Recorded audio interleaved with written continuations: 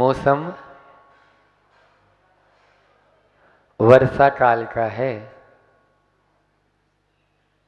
वर्षा काल में यदि वर्षा नहीं होगी तो सब समीकरण बिगड़ जाएगा, लेकिन वो बाहर की वर्षा से हम इस भीतर की वर्षा में भी आए तभी तो हम भीग पाएंगे, अन्यथा भीगेंगे नहीं। अनादिकाल से बाहर से तो खूब गीले हो जाते हैं, लेकिन भीतर से गीले नहीं हो पाते हैं। उसको गीला करना है वो तभी होगा जब बार बार देव शास्त्र और गुरु की सन्निधि हमें प्राप्त हो रही है, उसका लाभ ले पाएंगे। प्रमाद जो होता है वो तुरंत हावी हो जाता है। प्रमाद के कारण ही फिर परिवर्तन से आ जाते हैं, तो वो परिवर्तन नहीं आना चाहिए, क्योंकि प्रमाद पर हमको हावी होना है, हमारे पर प्रमाद हावी न हो। चर्चा चल रही है सद्ग्रस्त बनने के उन गुणों की जिनके माध्यम से हम संसार में रहते हुए भी संसार से पार हो सकते हैं। क्यों? क्योंकि अलग से कहीं जाना नहीं है, भागना नहीं है, केवल जागना है।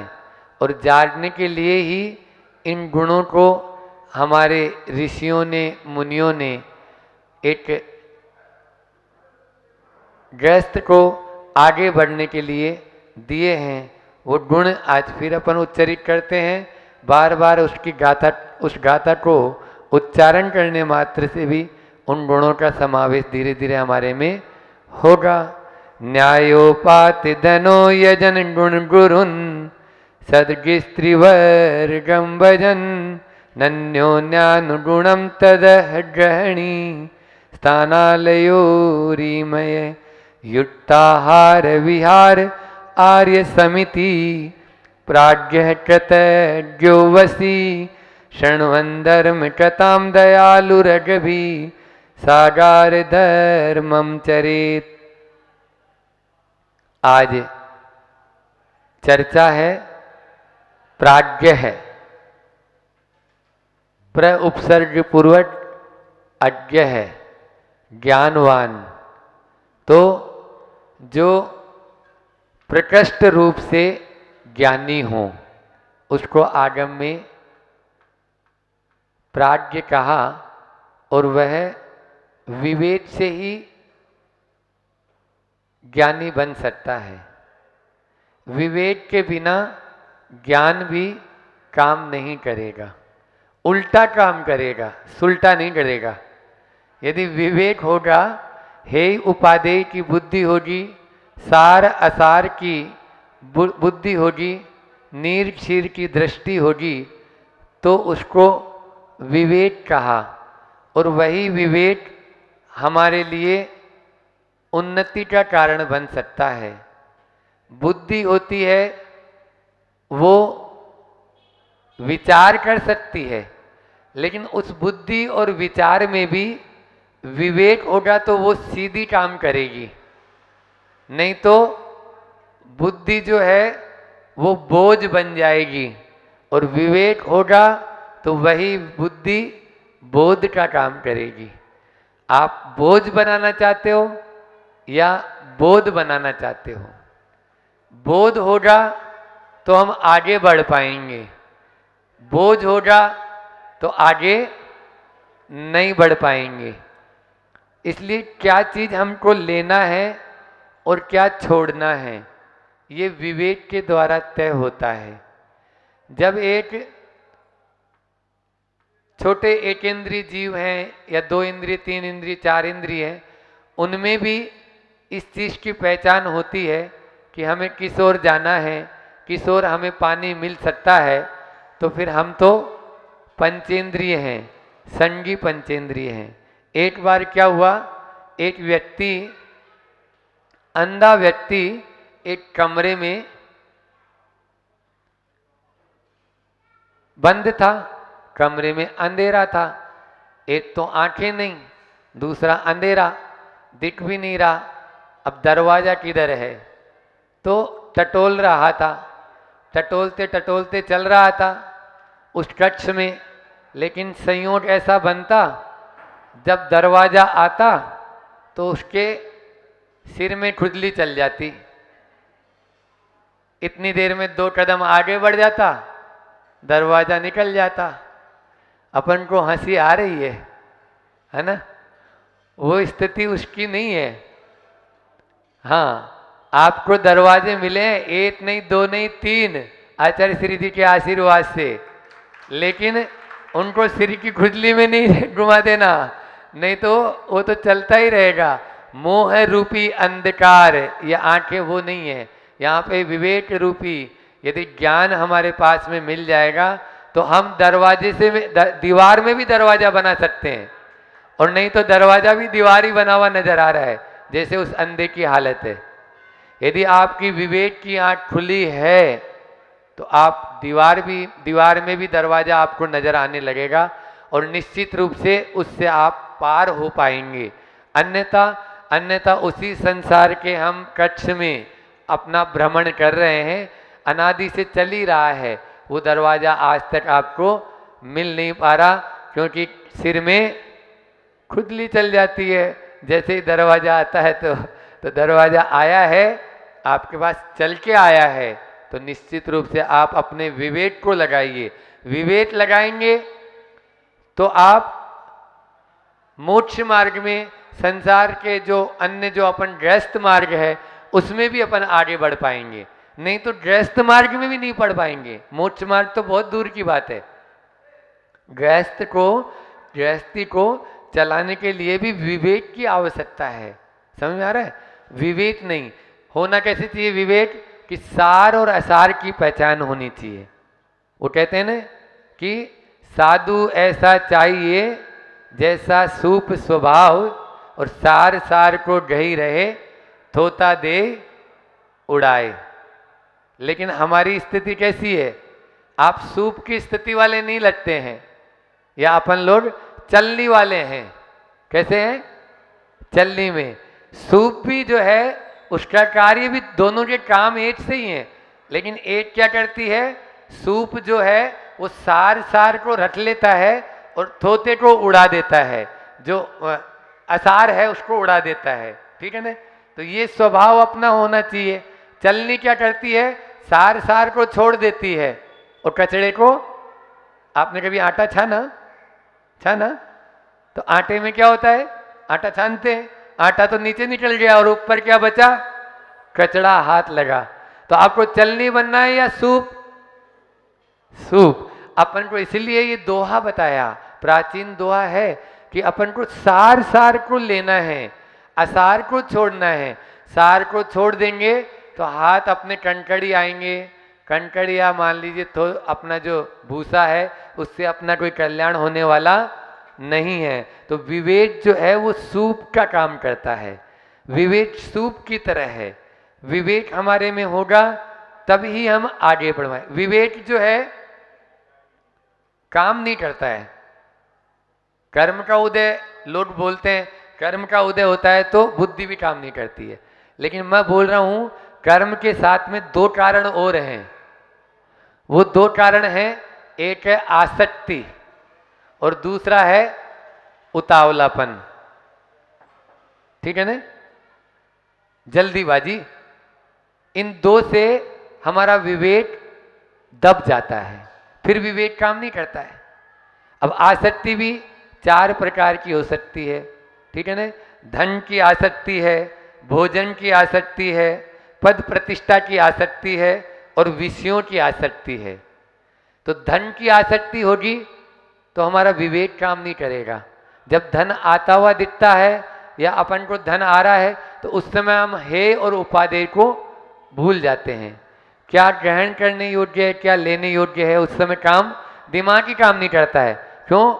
क्योंकि पैसा आ रहा है, जैसा भी आए आ जाए। तो उस समय हमें अपने विवेक को काम में लेना। आचार्य ने कहा, जैसे मैंने बताया था, न्यायोपात धनम। तो तब विवेक आपके पास होगा, तभी वो न्यायोपात धनो काम करेगा।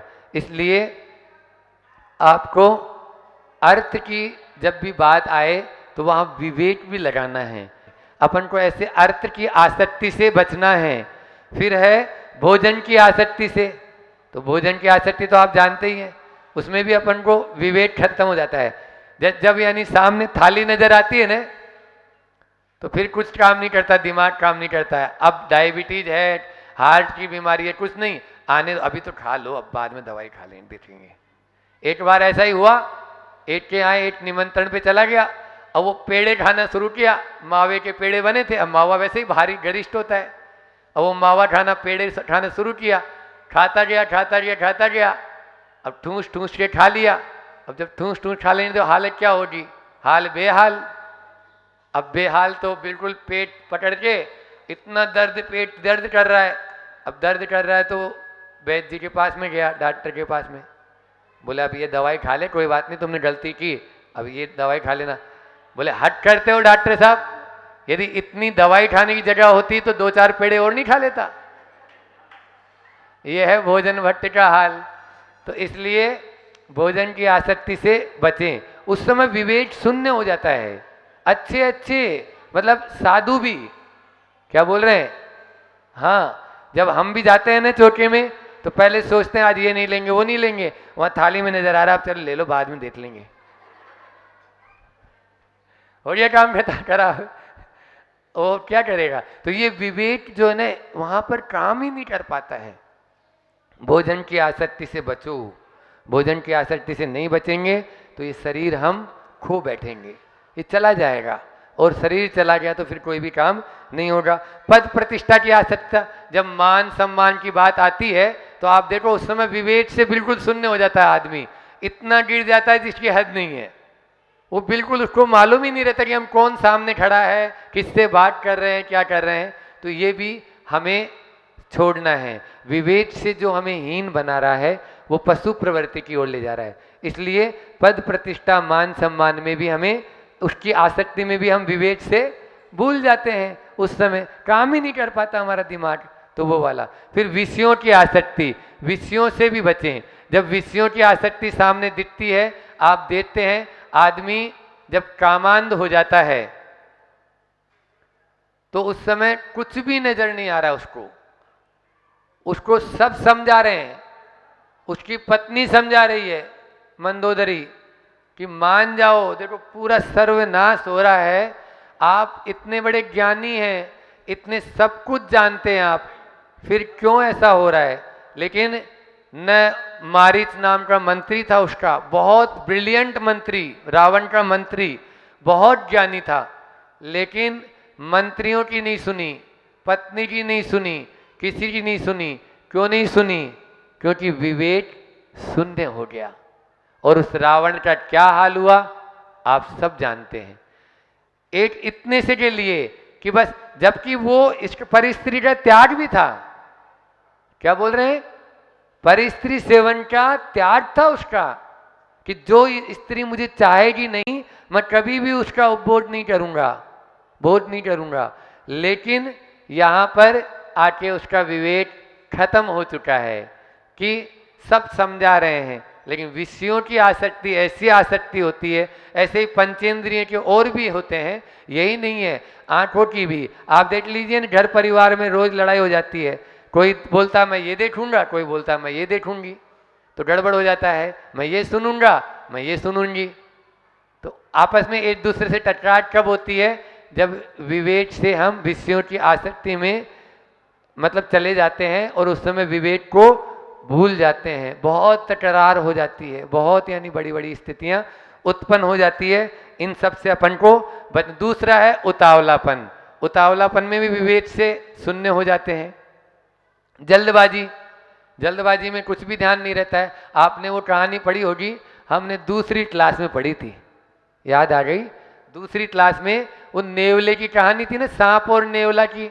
हाँ देखो, माताएं सब बूढ़ी बूढ़ी माताएं बोल रही, हाँ पढ़ी थी हमने, सांप और नेवला की कहानी पढ़ी ना।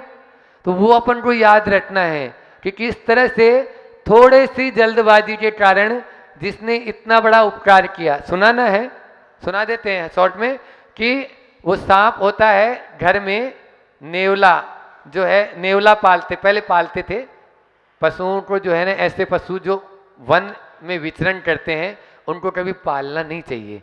जैसे कुत्ता है, बिल्ली है, नेवला है, ये पालने योग्य नहीं है। गाय है, भैंस है, ये पालतू जानवर कहलाते हैं। पालतू जानवर कौन है और बिना पालतू जानवर कौन है, ये भी अपन को मालूम होना चाहिए। आदमी कुत्ते को पालता है और गाय को भगाता है। अरे गाय को पालना है, समझ में आ रहा है?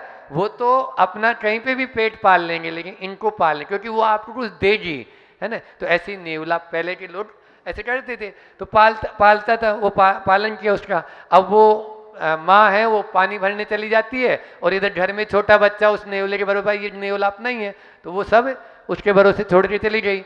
जब ये पानी लेके लौट रही थी, इतने में वहां पर घर पे एक सांप आ गया, बड़ा सांप। और नेवला और सांप में तो आप जानते ही हो वैसे भी, और वैसे भी वो उसको काट न ले बच्चे को, इसलिए उस नेवले ने उस सांप के साथ में भिड़ गया। बोले ये मेरे परिवार का अंग है, ये बच्चा मेरी जिम्मेदारी में अभी। तो वो नेवला अपनी जान की परवाह नहीं करके उस सांप से भिड़ गया और सांप के टुकड़े टुकड़े कर दिए। अब वो जो मुंह में जो लालपन था, लाल जो खून के जो दांत थे, वो सोचा कि माँ मुझे आज अच्छा मानेगी, मेरी माँ आज मुझे शाबाशी देगी कि मैंने देखो उसके बच्चे की जान बचाई। तो वो ढड़ा लेके आई रही थी, सिर पे कलश था, देखा रास्ते के अंदर, तो अरे इसने तो बच्चे को मार दिया, इसका मुंह इसीलिए लाल है।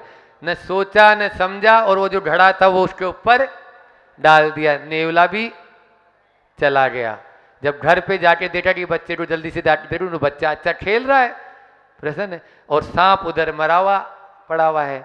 तब उसको अब पछताए क्या होए, जब चिड़िया चुग गई खेत। तो ऐसी स्थिति होती है, अपन जो है ना उतावलेपन में, जल्दीबाजी में निर्णय ले लेते हैं। ये निर्णय हमारे लिए बहुत घातक हो जाते हैं, बाद में पछताया जाता है। इसलिए इससे भी बचना है। ये दोनों आसक्ति और उतावलापन, इन दोनों से अपन को बचना है। तभी हमारा यह विवेक को, अपन जो जिसके विवेक की आंख हमें मिलेगी, तभी हमारी वो आंखें काम करेगी। इतना ही रखते हैं, क्योंकि समय अपनी गति से बढ़ रहा है। अब हम आप सबकी ओर से और अपनी ओर से परम पूज्य महाराज श्री जी के श्री चरणों में नमोस्तु निवेदित करते हुए प्रार्थना करते हैं, अपनी मंगलमयी देशना से हमें कृतार्थ करें।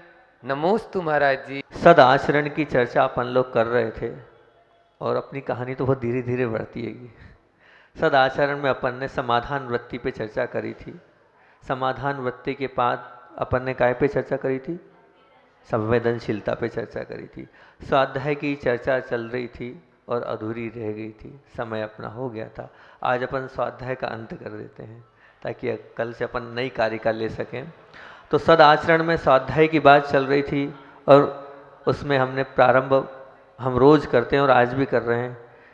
वो अपना प्रारंभ था संसार से और धर्म जगत से, मोक्ष मार्ग से। तो शुरुआत करी थी, रोको मत जाने दो, और रोको मत जाने दो। इससे अपने बात प्रारंभ करी थी। इसका अर्थ तो अपन बहुत बार कर ही चुके हैं, लेकिन इसको अपने दिमाग में हमेशा रखना। तो बात चल रही थी नरक और स्वर्ग की, वो भी पूरी नहीं, मृत्यु और जन्म की, यहाँ तक अपन आ गए थे। अब अपनी बात चलती है, हम लोगों का भ्रम है। क्या भ्रम है? हम सभी ये मानते हैं जो नरक है, जो स्वर्ग है, वो यहीं सब कुछ है। ये जो आप लोगों को दुख प्राप्त होते हैं, थोड़े से दुखों को से आप दुखित हो जाते हैं, तो आपको लगता है मैं तो यहाँ नरक में रह रहा हूँ।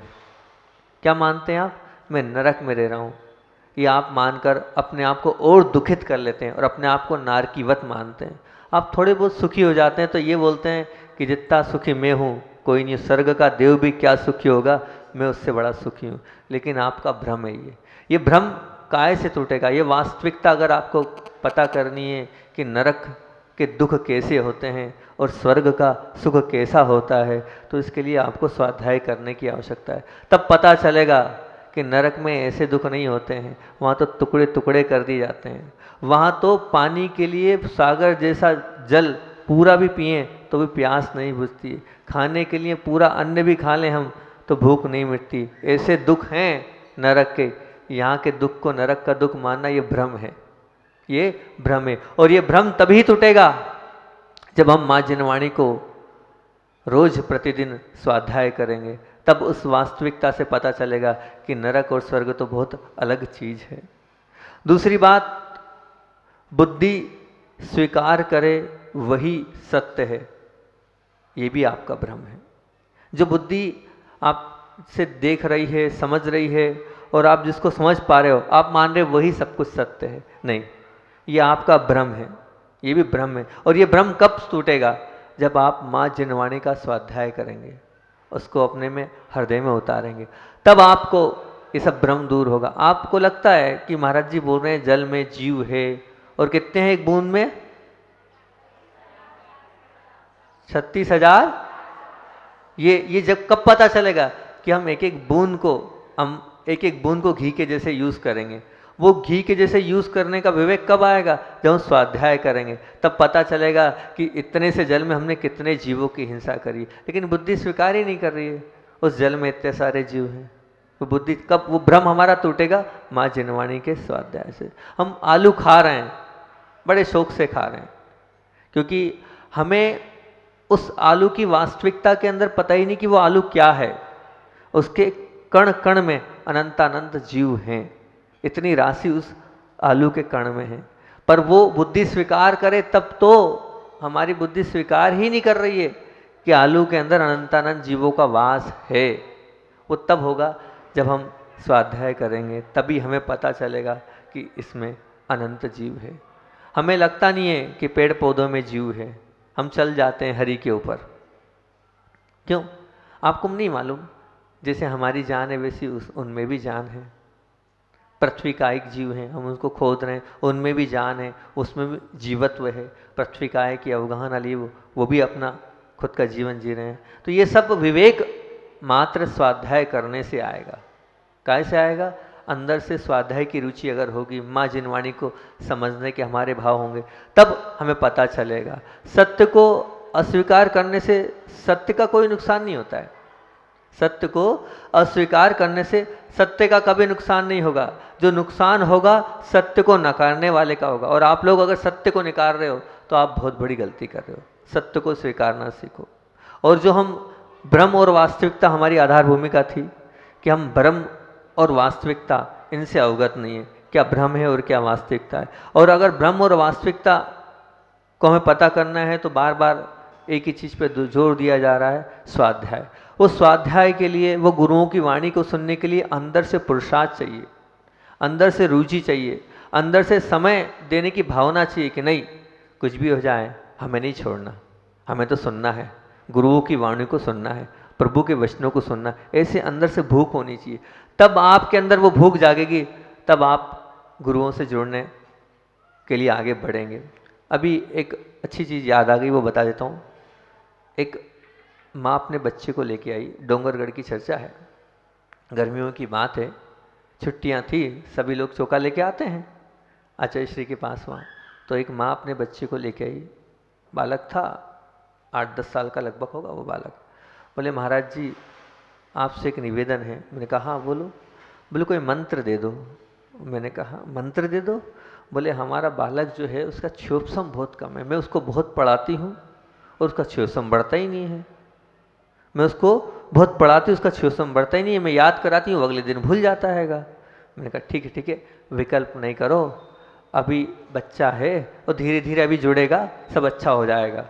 हमने उससे बात करी, कौन सा मंत्र फेरते हो? नमोकार मंत्र आता है? हाँ आता है। हमने कहा अभी यहाँ इसको रोज भेजा करो। अभी कितने दिन के लिए आए हो बालक? बोले 10 दिन चौका लाए। हमने कहा रोज आना है ना, महाराज लोगों की वैयावृत्ति करना, सब ठीक हो जाएगा। आशीर्वाद दे दिया और बालक जुड़ गया।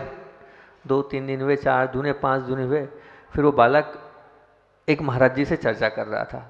बोले महाराज जी IPL चल रहा है, IPL ने फलानी टीम ने, उस खिलाड़ी ने, मेरे को ज़्यादा नहीं मालूम, पर मैं सुन रहा था वहीं बैठे बैठे, उसी बच्चे की बात वो महाराज जी से कर रहा था। तो वो बच्चा बोल रहा था वो उस देश का है, अलग अलग शायद देशों के रहते हैं, उस देश का है और इतने में उसने उन टीम ने खरीदा है और उसने इतने रन बनाए। अब वो टीम का है, उसने इतने विकेट लिए, उसने 10-12 खिलाड़ियों के नाम बता दिए, 12-15 बल्कि नाम बता दिए, उसने इतने बनाए, इसने इतने बनाए, उसने उतने बनाए। मैं दंग रह गया। कल परसों 2 दिन पहले तो उसकी माँ आई थी, वो माँ बोल रही थी कि इसका शिवसम कमजोर है, और ये तो फटाफट नाम, इतने रन, इतने विकेट, वो कैच आउट हुआ था, वो क्लीन बोल्ड हुआ था, वो रन लेने में आउट हुआ था, सब बता रहा है वो तो। मैंने सोचा सबसे बड़ी चीज़ ये रुचि की। उस बालक की उस क्षेत्र में रुचि थी तो उसने सब कुछ याद कर लिया, सब कुछ उसने आत्मसात कर लिया। अभी उसकी रुचि शिवसम तो है, दिख रहा है, जब इतनी सारी चीज़ें बता रहा है तो उसका मतलब शिवसम है, तभी तो बता रहा है वो। तो उसका हमने सार ये निकाला कि उस बालक के अंदर पढ़ाई की तरफ रुचि नहीं है, उसकी तरफ पुरुषार्थ करने की भावना नहीं है, इसलिए वो आगे नहीं बढ़ पा रहा है। ऐसे ही आपके अंदर जब तक अंदर से भूख नहीं होगी, रुचि नहीं होगी, तब तक आप भी माँ जिनवाणी को सुनने के लिए आतुर नहीं होंगे तो भला होना ही नहीं है। अंदर से आपको रुचि जगानी पड़ेगी, अंदर से आपको भूख को बढ़ाना पड़ेगा। एक और अच्छी चीज़ याद आ गई, चतुर्मास चल रहा था अभी नेमावर में, इंदौर के पहले चतुर्मास था। तो एक भाई, रुचि की बात चल रही और आपके यहाँ भी चतुर्मास चल रहा है इसलिए बता देता हूँ आप लोगों को। तो एक भाई था, उस भाई से हमने पूछा, अच्छा बहुत बड़ा बिजनेस है उसका, अच्छी बड़ी दुकान है कि 10-12-15 नौकर हैंगे और पूरा वो संभालता है, खाते गाँव में उसकी दुकान थी। उस भाई से हमने पूछा, मैंने कहा अभी तुम्हारा बहुत सीजन है, राखी भी है और सब कुछ है, इतना सब सेटअप है, और तुम पूरे 2-3 महीने हो गए हो, अभी भी आने वाली दिवाली है, तो सब 3 महीने से घर बार छोड़ के यहाँ बैठे हो, तो सब कैसे हो रहा है मैनेज। उस भाई के शब्द थे, वो आपके सामने रखता हूँ। उसने कहा, महाराज जी धन तो ज़िंदगी भर से कमा रहे हैं, राखी दिवाली तो ज़िंदगी भर से कर रहे हैं, पैसा पैसा तो ज़िंदगी भर से कमा रहे हैं, क्या कभी आचार्यश्री का चतुर्मास मिलेगा हमें भविष्य में? ऐसी आशा है हमें। क्या प्रभु, मतलब ये जो आचार्यश्री की रोज़ उद्बोधन हो रहा है ये कभी मिलेगा? जो रोज़ आहार देने को मिल रहा है ये कभी होगा? होगा क्या कभी महाराज जी, आप बताओ। वो मुझसे प्रश्न पूछता है। मैंने कहा बहुत बढ़िया है, तो बहुत अच्छी बात है। बोले महाराज जी ये सब छोड़ दिया है मैंने। वो बोले ये जो यहाँ लिखा है ना मेरी किस्मत में, वो कहीं नहीं जाएगा, मेरे नौकर लोग भी कर लेंगे, वो मुझे विश्वास है। और अगर वो 2-4, 10, 20, 25, 50 हज़ार ले जाएँ तो ले जाएँ, उनकी किस्मत का, मेरे को जो यहाँ लिखा वो मिल जाएगा। पर मैं गुरु चरण नहीं छोड़ना चाहता, मैं गुरु जी की सेवा नहीं छोड़ना चाहता। यहाँ सब लोग आ रहे हैं, उनकी सेवा कर रहा हूँ, यहाँ आवास व्यवस्था संभाल रहा हूँ, पूरा कार्य कर रहा हूँ, सब कुछ कर रहा हूँ, मुझे बड़ी खुशी। मैंने कहा बहुत अच्छी भावना है आपकी, प्रसन्नता है आपकी इस भावना से। अब वहाँ से बिहार हुआ, हम लोग इंदौर पहुँचे। इंदौर पहुँचने के बाद लॉकडाउन लग गया।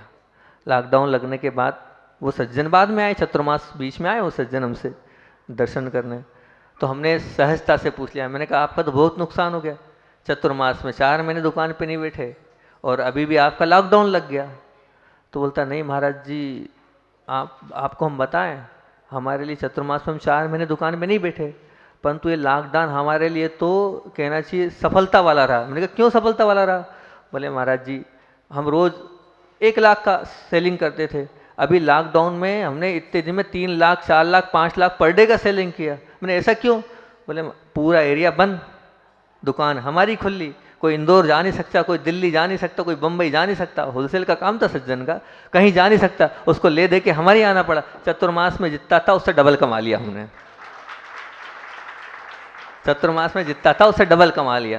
मैंने कहा तुम्हारे भाव बहुत अच्छे थे इसलिए तुम्हें मिल गया। बोले हाँ महाराज जी मिल गया, और जितनी बोलियाँ ली थी सब निपट गई। मैंने कहा बहुत अच्छी बात है, बहुत अच्छी बात है, आगे की तैयारी करो। ऐसे ही एक और शावक था, वो भी मुझे बहुत अच्छा लगा, उसकी भी बात रखता हूँ। एक शेलू भैया करके नेमावर गांव के एक भाई थे, साधारण परिवार है वो, कपड़े की दुकान है वो, लेकिन उस व्यक्ति के त्याग को देख के भी लगा कि ये बहुत अच्छा व्यक्तित्व है। उस व्यक्ति ने जब तक गुरुजी रहे तब तक दुकान नहीं खोली और पूरे समय सुबह से लेकर शाम तक वहाँ नेमावर में रहा। मैंने उससे भी पूछा तो उसका भी यही जवाब था, अब गुरुजी कब आएंगे, क्या भरोसा, इसलिए कुछ नहीं कमाना, अभी तो पूरा समय गुरुजी के नाम। ये उसके भाव थे। ऐसे भाव होते हैं, वो व्यक्ति तरता है, वो व्यक्ति आगे बढ़ता है। अभी 4-5 दिन पहले एक और अच्छी चीज़ याद आ गई आपके यहाँ की। ऐसा नहीं कि सब बाहर के अच्छे लोग हैं, आपके यहाँ भी बहुत सारे अच्छे लोग हैं, बामोरा में भी बहुत सारे अच्छे लोग हैं, ऐसी बात नहीं है।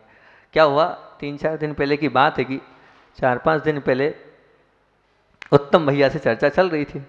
उत्तम भैया को जानते हैं आप? जानते हो ना? उत्तम भैया से चर्चा चल रही थी, तो उत्तम भैया रोज़ शाम को ध्यान में आते होंगे।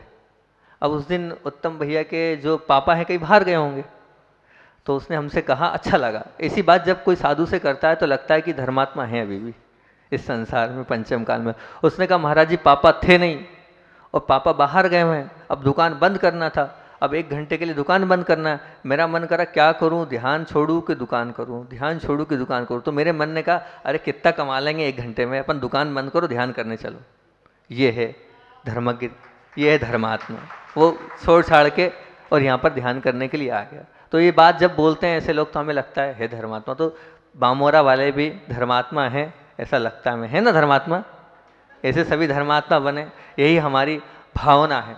और वो व्यक्ति धर्मात्मा बनता है जिसको सच्चे मोती की प्यास हो। बिना सच्चे मोती की परखने की क्षमता वाला, जैसे मानसरोवर का जो मोती परखने वाला, वो कौन कर सकता है? वो हंस ही कर सकता है। अभी एक बात करके मैं अंत करता हूँ। एक भाई आया, वो असल में क्या है, मेरी प्रसिद्धि बहुत है। महाराज जी ज्योतिष जानते होंगे, महाराज जी वास्तु जानते होंगे, ये जानते होंगे, वो जानते, तो कोई ना कोई समस्या लेके आ जाता है। तो मैंने यही कहा, मैं सिर्फ भगवान के मंदिर के विषय में जानता हूँ, ज़्यादा नहीं जानता हूँ, लेकिन आप आए हो तो आशीर्वाद है। उन्होंने बताया, महाराज जी ऐसा घर में वैसा घर में। तो मैंने उनसे इतनी ही बात बोली। मैंने कहा, आप एक काम करें, ज़्यादा कुछ नहीं करना है हमें, आप प्रतिदिन आपके घर का वास्तु सुधारना चाहते हैं, आपके घर की जितनी समस्या उनको सुधारना चाहते हैं, कुछ मत करो। आप रोज़ शाम को एक गाय के घी का दीपक लगाना। उसके पीछे हेतु ये कि उससे बहुत, जो गाय के घी का दीपक है उससे बहुत पॉजिटिव एनर्जी निकलती है।